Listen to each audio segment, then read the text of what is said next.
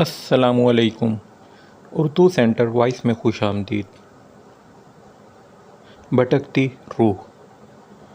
आज मुझे यहाँ से रवाना होना था और काशिफ भी मेरे पास नहीं आया था। शायद और कोई मौका होता तो मैं किसी दूसरे का इंतज़ार ना करता।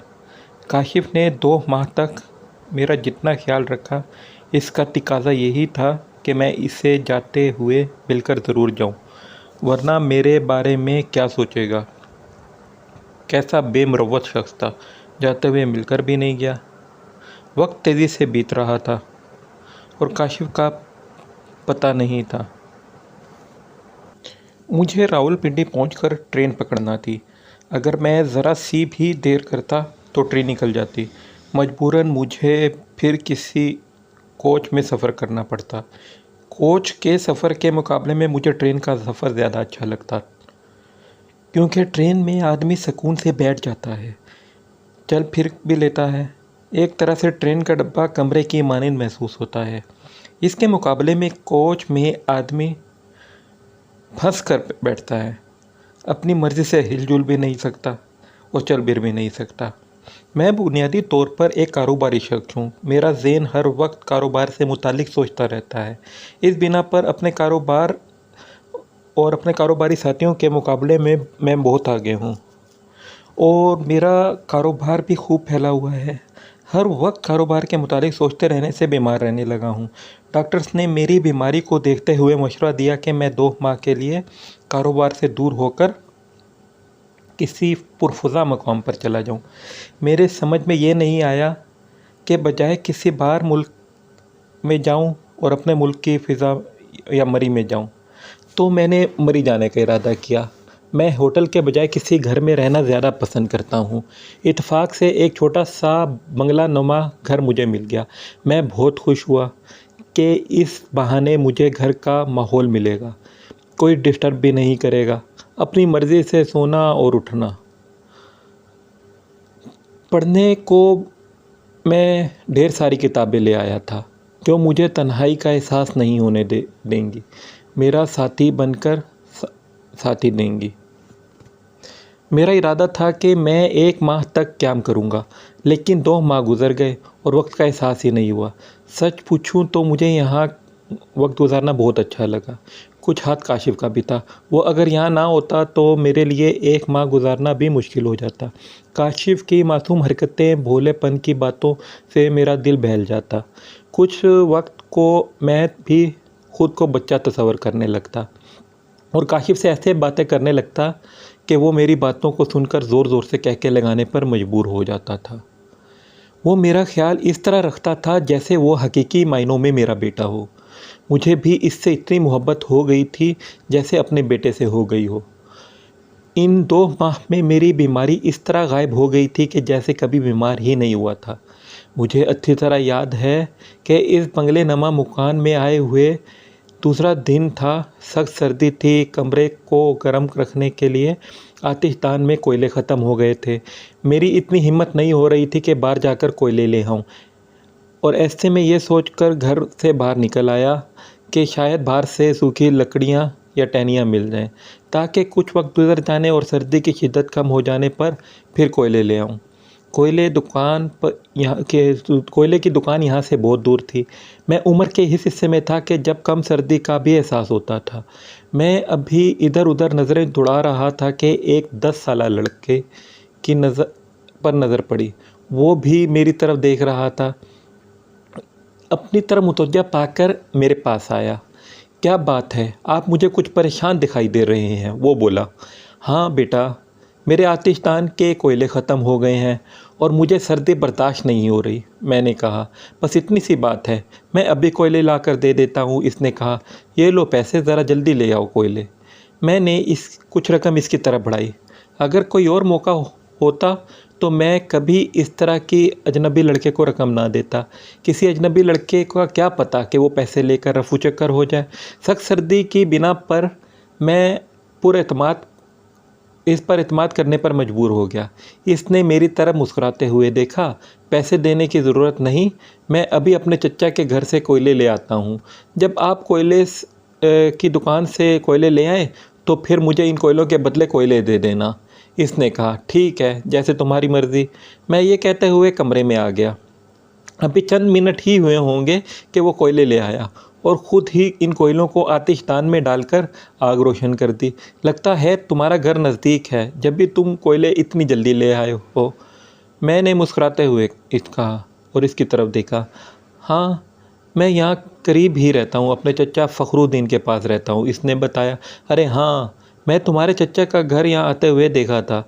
घर के बाहर फ़खरुद्दीन नाम का तख्ती भी लगी हुई है। लेकिन तुम अपने चचा के पास क्यों रहते हो, अपने वालिदैन के पास क्यों नहीं रहते? मेरे वालिदैन का एक्सीडेंट में इंतकाल हो गया था। जब मैं अपने चचा के पास रह रहा हूँ, जब से अपने चचा के पास रह रहा हूँ, इसने बताया। मुझे बहुत अफसोस हुआ, इतने अच्छे लड़के के वालिदैन का इंतकाल हो गया है। मैंने इसके सर पर शफ़क़त भरा हाथ रखा। आपका चेहरा काफ़ी हद तक मेरे वालिद से जुलता है, इसलिए मैं कल से इस मकान के चक्कर लगा रहा हूँ।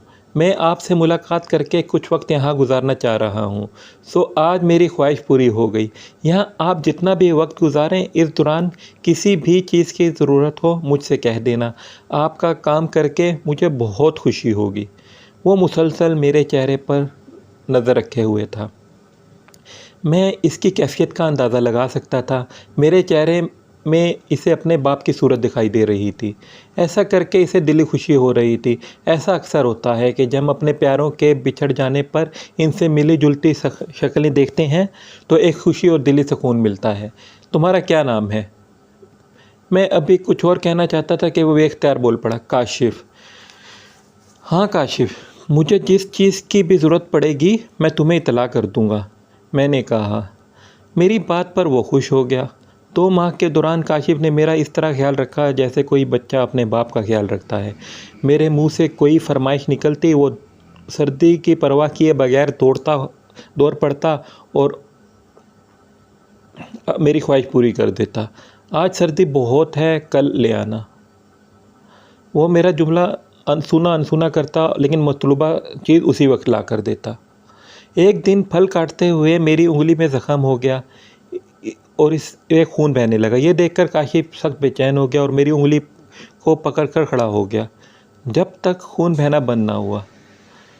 इसने उंगली को मज़बूत से दबाए रखा और खून बंद हो जाने पर इसने मेरी उंगली पर दवाई लगाकर पट्टी कर दी। मैं इस हैरत से इसे देखता रहा। मैंने कई बार इसे कुछ रकम देना चाही, लेकिन इसने रकम लेने से इनकार कर दिया, बकौल इसके कि वो मेरी खिदमत पैसों की लालच में नहीं बल्कि अपना बाप समझकर करता है। मैंने कल इसे सख्ती से ताकीद की थी कि वो सुबह जल्दी आ जाए, क्योंकि अगर वो देर से आया तो फिर हमारी मुलाकात ना हो सकेगी। इसके चेहरे से लग रहा था कि वो आते हुए हिचकिचा रहा है। इसकी समझ में नहीं आ रहा था कि वो मुझे इनकार कैसे करे। मैं इसकी तकलीफ़ का एहसास को समझ रहा था। वो छोटा बच्चा ही था। वो किसी तरह ये जुदाई बर्दाश्त नहीं कर सकता था जिसे वो अपना बाप तस्वर कर रहा है। वो इससे मिलकर फिर जुदा हो जाएगा। इसका इसरार था कि मैं अभी कुछ अरसे यहाँ ठहर जाऊँ। कारोबारी मजबूरी ऐसी थी कि मेरा कराची पहुँचना बहुत ज़रूरी था। यहाँ से जाते हुए मैं सोच रहा था कि इसकी खिदमत के सिले में कुछ रकम ज़बरदस्ती इसके जेब में ठूँस दूँगा। इसके इनकार पर मैं कहूँगा कि तुम्हारा बाप तुम्हें खर्चे की कुछ रकम देता तो क्या तुम इनकार करते? मेरी इस बात पर वो ज़रूर खामोशी से रकम अपनी जेब में रख लेगा। खासी देर गुजरने पर काशिफ़ नहीं आया। मैं हर गुज़रते लम्हे के साथ महसूस कर रहा था वो अभी तक नहीं आया था। ना जाने इसे आने में इतनी देर क्यों लग गई। मुझे खुद ही इसके चचा के घर जाकर काशिफ़ से मिल लेना चाहिए, मैंने खुद कलामी की। मैं बेख्तियार कुर्सी से उठा और काशिफ़ के चचा फ़खरुद्दीन की घर की तरफ चल पड़ा। अभी मैं फ़खरुद्दीन के घर पहुंचा ही था कि एक दरख्त के पास काशिफ़ खड़ा नज़र आया। मुझे बड़ी हैरत हुई, कितनी बेफ़िक्री से वो इस जगह खड़ा है, जबकि इसे मेरे पास आने का बिल्कुल भी फ़िक्र नहीं है। काशिफ़, मैंने इसको आवाज़ दी। वो मेरी आवाज़ पर झुंका और मेरी तरफ बेबसी से देखने लगा। इसकी आंखों में हसरत थी। इसके चेहरे पर छाई उदासी देखकर मेरा दिल भी कट कर रह गया। मैं तेज़ी से इसकी तरफ बढ़ा और इसे सीने से लगाकर इसका गम दूर कर देना चाहता था। मैं जब दरख्त के पास गया तो वहाँ काशिफ़ का नामो निशान नहीं था।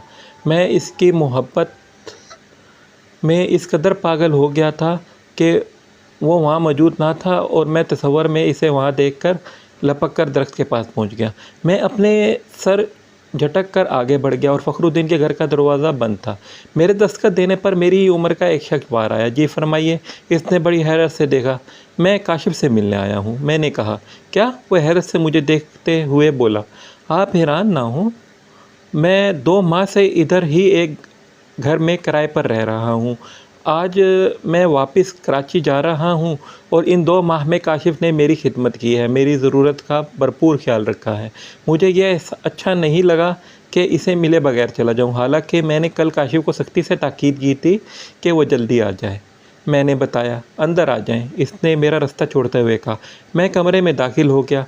एक कुर्सी पर बैठाकर वो दूसरे कमरे में गया और जब वो दोबारा आया तो इसके हाथ में एक तस्वीर थी और दूसरे हाथ में अखबार दबा हुआ था। इसके पीछे पीछे एक खातून भी आ गई। वो मुझे हैरत से देख रही थी। मेरी समझ में नहीं आ रहा था कि वो अपने साथ खातून क्यों ले आए हैं।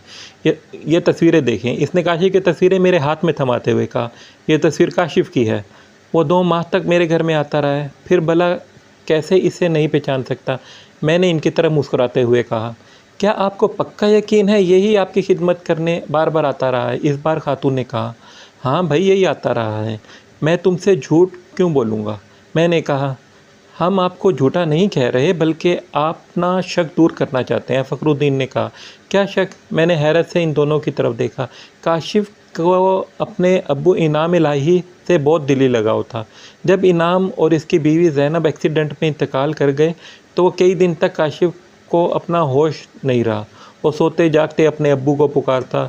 जब इसके होश-ओ-वास दुरुस्त हुए तो हमने इसे समझाया कि इसका वालिद इंतकाल कर चुका है और कभी लौट कर नहीं आएगा। हमारे समझाने पर वो समझ गया था, लेकिन फिर भी कभी कभार इसको ये दौरा पड़ता था कि इसके अब्बू ज़िंदा हैं और किसी पहाड़ पर इसका इंतज़ार कर रहे हैं। ये कहते हुए वो पहाड़ों पर चढ़ जाता और फिर जब इसके अब्बू ना मिलते तो वो लौट आता।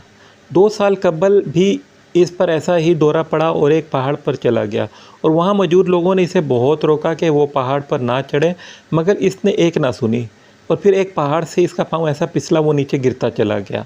फिर एक पत्थर से इसका सर बुरी तरह टकराया और वो इंतकाल कर गया। फ़खरुद्दीन ने बताया। इस वक्त हैरत से मैं चूका। मेरी समझ में नहीं आ रहा था कि वो क्या कह रहे हैं। अगर वो मर गया था तो मेरे पास कैसे आता रहा था? मेरी इसने बहुत खिदमत की। वो मुझे हैरत ज़दा नखरों से मेरी मियाँ बीवी ने आंखों ही आंखों में इशारा किया और फिर फ़खरुद्दीन ने मुझे एक और हैरत का झटका लगाने के लिए अखबार मेरे सामने रख दिया। अखबार में काशिफ़ के कफ़न से लिपटी तस्वीर छपी थी और ख़बर भी लगी थी, जिसके मुताबिक काशिफ़ की मौत पहाड़ के गिरने के सबब हुई थी। अखबार की तारीख पर नज़र डालने पर फ़खरुद्दीन की बात की तस्दीक हो गई और कहे काशिफ़ की मौत 2 साल कबल हुई थी। मैं रावलपिंडी जाने वाली वैन में बैठा काशिफ़ के बारे में सोच रहा था। वो सब क्या था? काशिफ़ अगर 2 साल कबल मर चुका था तो फिर वो मेरे पास 2 माह तक कैसे आता रहा? इसकी तस्दीक फ़खरुद्दीन ने कर दी थी। वाकई मेरी शक्ल काशिफ़ के वालिद से मिलती थी। क्या काशिफ़ की बेचैन और सरगर्दा रूह अब भी अपने बाप से मिलने के लिए मरी घूमती फिरती रहती है? मुझे कुछ समझ नहीं आ रहा था। ये क्या मुअम्मा है? इंसानी अक्ल इसको समझने से कासिर है।